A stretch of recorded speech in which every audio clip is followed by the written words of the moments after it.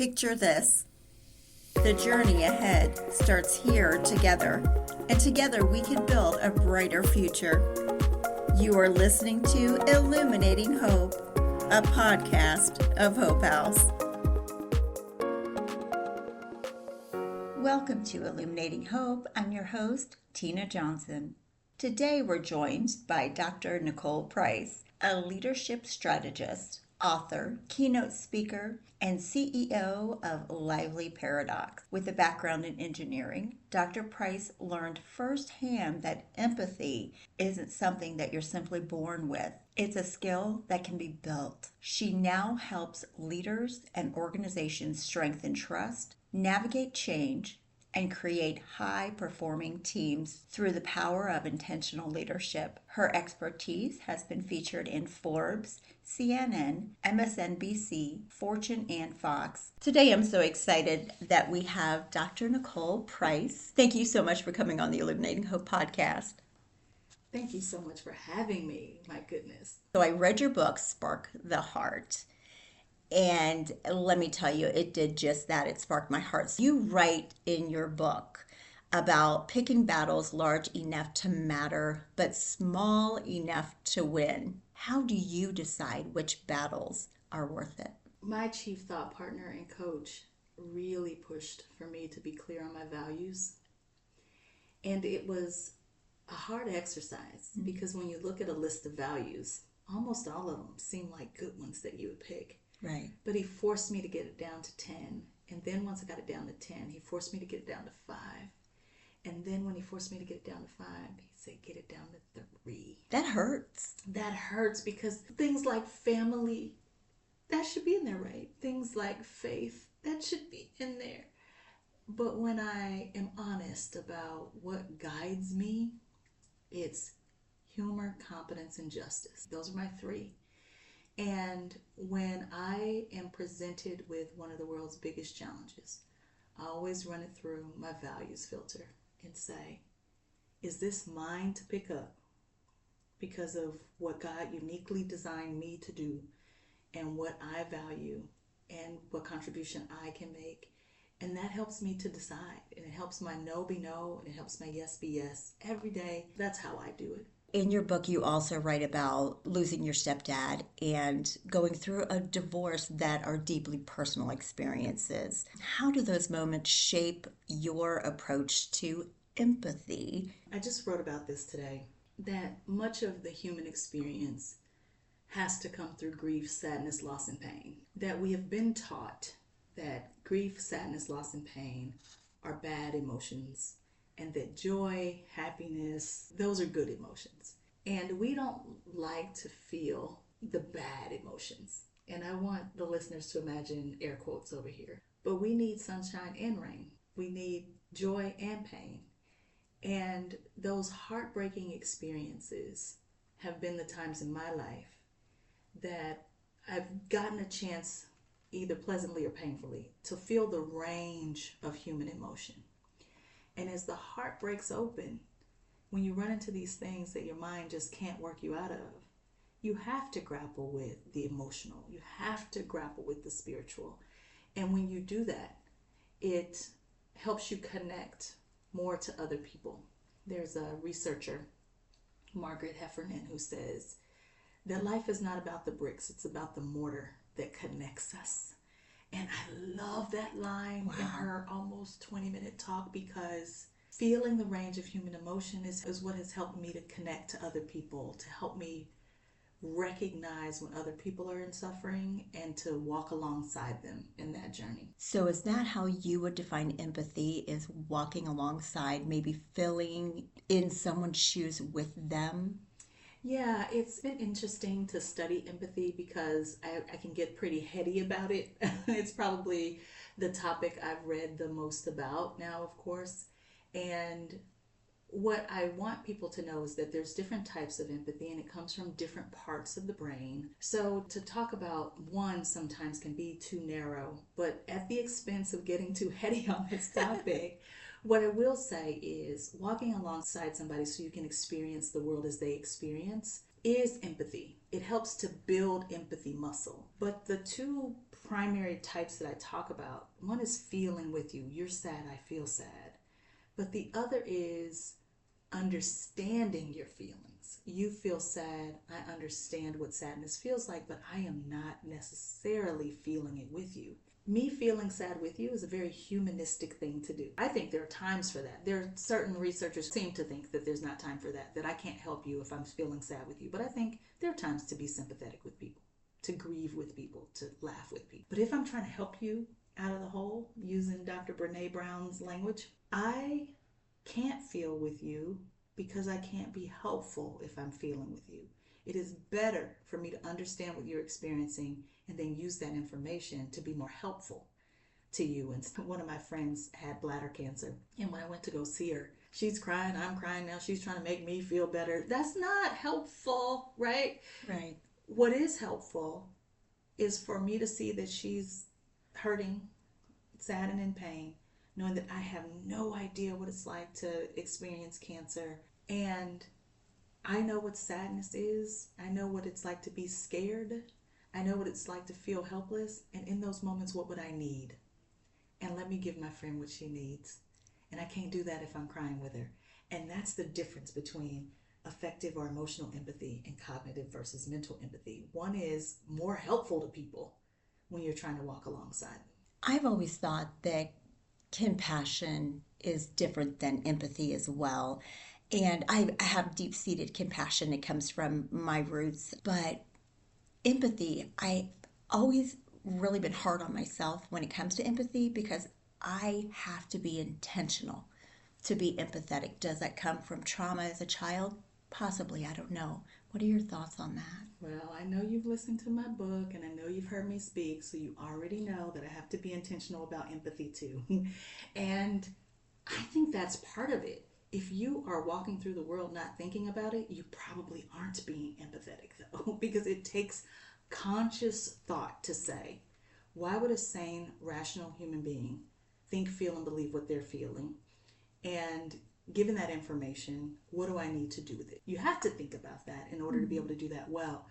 What I love about compassion, though, is that compassion can't be used for bad. Right. Compassion can only be used for good.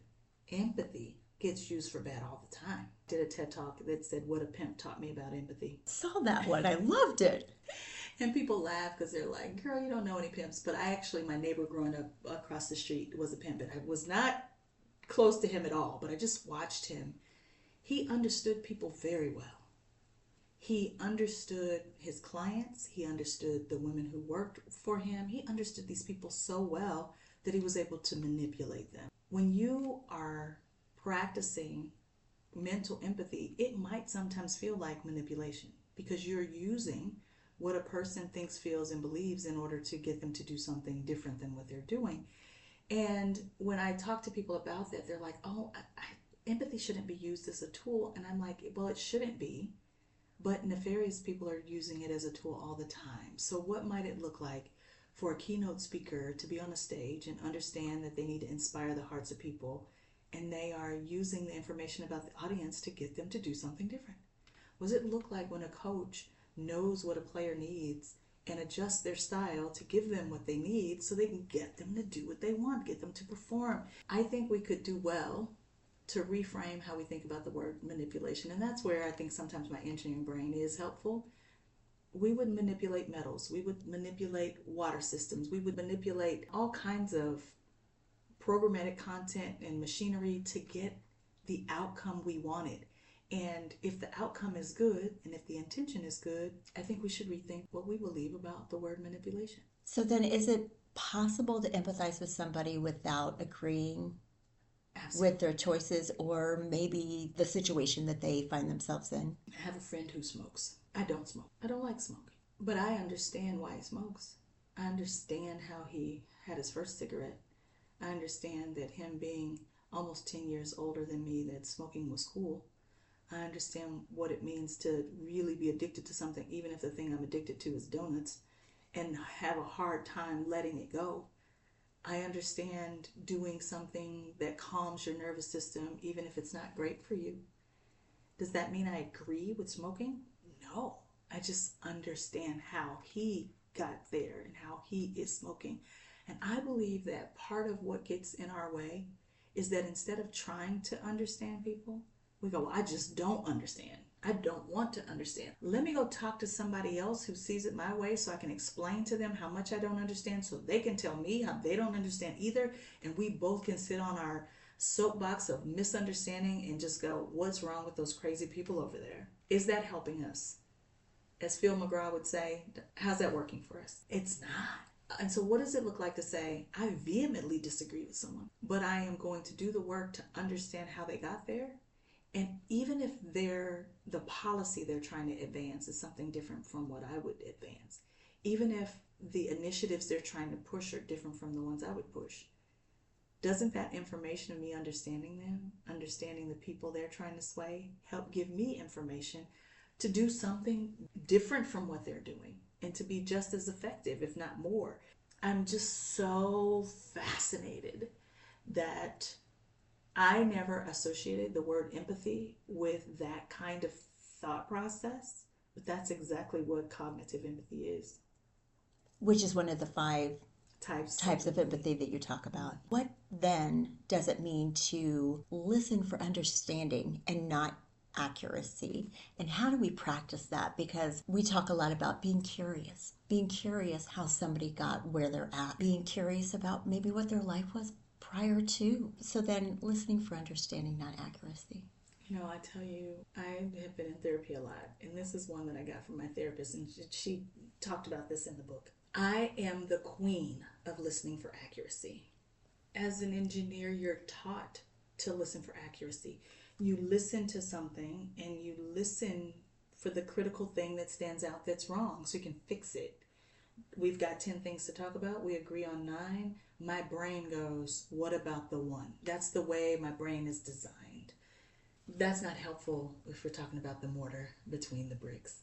It just isn't. If somebody says I'm not spending enough time with them, or I haven't spent any time with them, it is not helpful for me to say I was with you last week on Wednesday and Friday. Because am I right? I'm 100% correct that last week I was with them on Wednesday and Friday. But am I being effective? Absolutely not. What that person is trying to say, if I'm listening for understanding, is they want to spend more time with me. And a person who wants to spend more time with me doesn't really want to hear me say, well, I spent 2 days with you out of the 7 last week. It's not what they want to hear. And so if I'm striving to be effective, I'm going to listen for understanding, which is the person who said I'm not spending any time with them does not mean I have not spent any time with them. They mean I want to spend more time with you. And listening for understanding says a person who wants to spend more time with me, what do they want to hear? They want to hear that I understand that they don't get enough time. And they want to have a conversation about how their needs can be met and possibly mine. They want to connect. It takes incredible work because sometimes when people are hurting, they do nothing but speak with inaccuracies. And I get so stuck on it. Not only am I listening for accuracy, I'm listening for precision. You need to be accurate and precise. Right. In my mind. And that's my work to do. But we have some work to do to understand that people in general, but certainly people who are hurting, don't always say exactly what they mean. If we're listening for either being right or effective, how do we choose? We argue to be right when we really want to be happy. One of my former bosses used to say it that way. Sometimes when we're fighting about accuracies or inaccuracies and we're looking for correctness, we're not happy either. That perfectionism that we've been taught must be there in order for something to be whole and valuable. That's because somebody wouldn't let us be imperfect.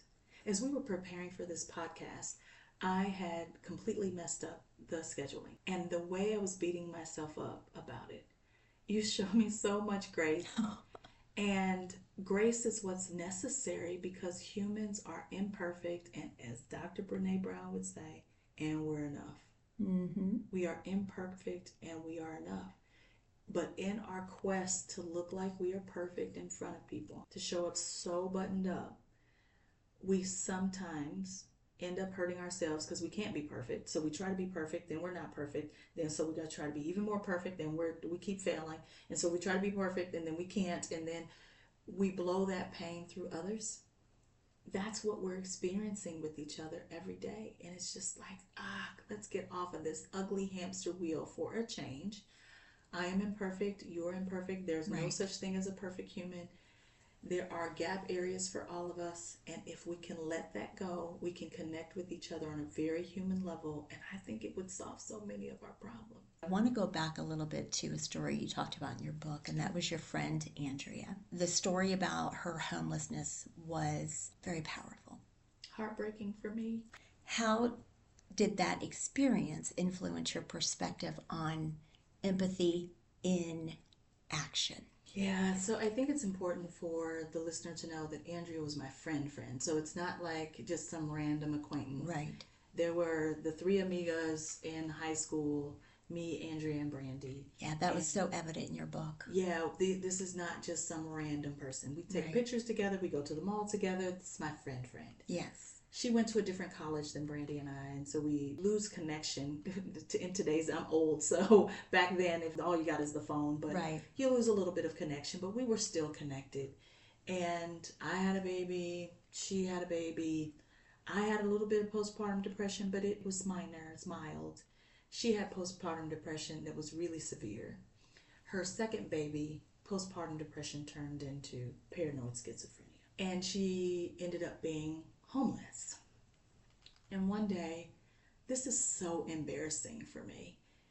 I'm driving, getting off on the expressway here in my hometown, and I see her, and I act like I don't see her. And I drive right past. She's on the highway begging for money. And I don't know that I can still name what emotion I was feeling, but I certainly know shame was in there. Yeah, shame was in there. And I didn't think anything else about it. She probably didn't see me. I acted like I didn't see her. But I end up at this woo-woo conference in Ojai, California. And one of the experiences put me face to face with houselessness. We were dropped off on the beach and given no money. And the experience was no talking. You could not talk for the entire day. So I don't have any money. I don't have any ID. I'm in this highfalutin place.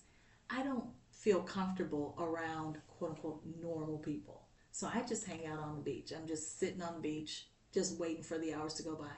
We had been fasting too. So I'm hungry. I'm hot. I don't have any money. I can't leave. This is like day 7 of 9 days. I'm irritable. But the only people who were the mortar between the bricks were people who did not have homes, did not have houses. They just assumed that my brain wasn't working because I wasn't speaking, right?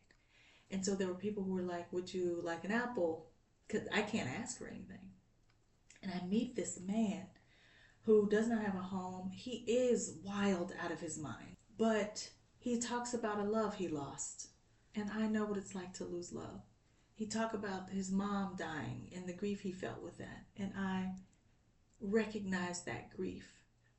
He talked to me all day and I couldn't talk back, but I felt the mortar between the bricks with this man. When I got back to the center, the retreat center, I couldn't help but try to find the organizer to tell her that I found myself with the homeless people on the beach. And I confessed what I'd done to my friend. And she said, the universe is going to give you an opportunity to make it right. She calls it the universe, I call it God. When I got back, I'm telling you, I'm taking my son to get his hair cut. I've made this trip, I don't know how many times. And I miss my exit. I got to turn around and go back. And who do I see when I turn around to go back? And it's Andrea. She calls my name, Nicole. And I look, it's raining hard. And I was like, oh my God, I'm shaking so hard. I tell my son, I'm like, oh my God, that's Andrea. He has no idea who Andrea is. I tell her, get in the car. She gets in the car. I said, where do you need to go? And she tells me. I said, okay, I'm going to take you there. And then within seconds, she goes, you know what? I just need some money. I'm like, son, give her some money. And she gets out of the car. And I feel like the Lord gave me an opportunity to heal something that was wrong. Like, I can't do anything about all of homelessness in Kansas City. But what I can do is be a real human. I can look people in the eye If I'm going to give them money, wonderful. If I'm not, wonderful. But I don't have to be ashamed because I don't want to give money. I don't have to treat people like, oh no, I'm not. I don't have to assume that they're trying to get over on me. And the one thing I remember from that day on the beach is that people wouldn't look at me. And so what I am intent on doing whenever I see anybody is to say hello, is to treat them with human dignity and respect. If I'm going to give them money, wonderful. If I don't want to, I don't have to.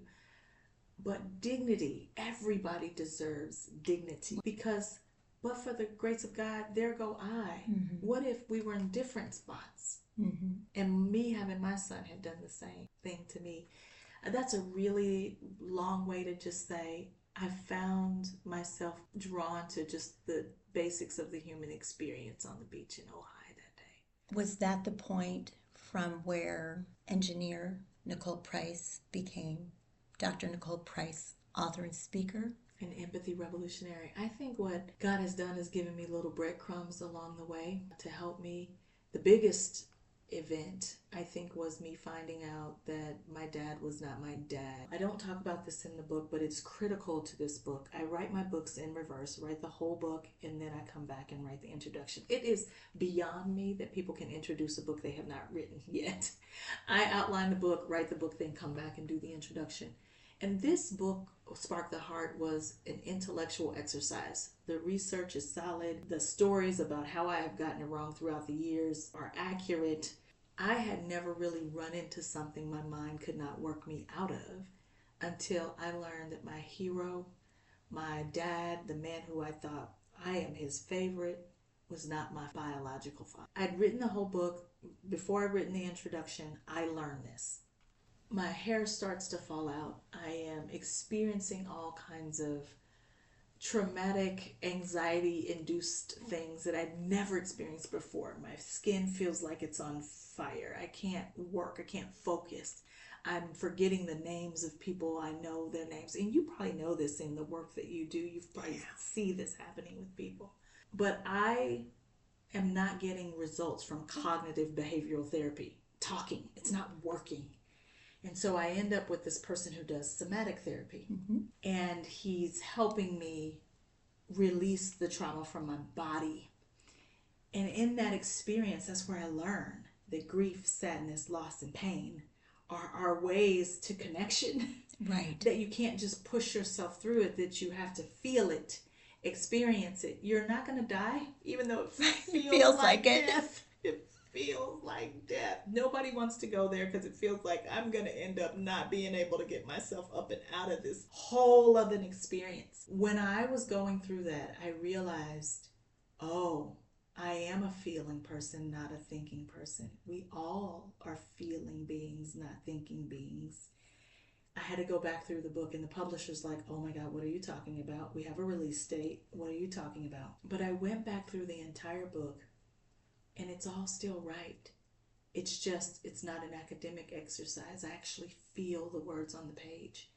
And it was the first time that I realized that you can know something and not know something.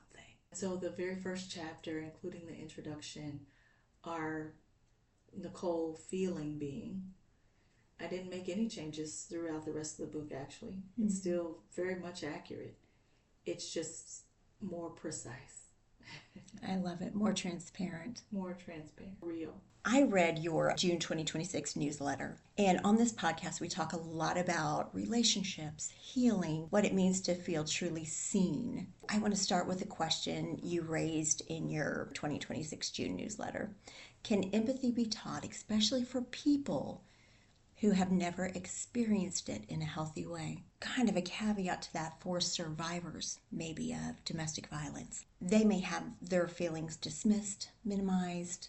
How would you redefine empathy in a way that makes them feel safe and it be very real to them?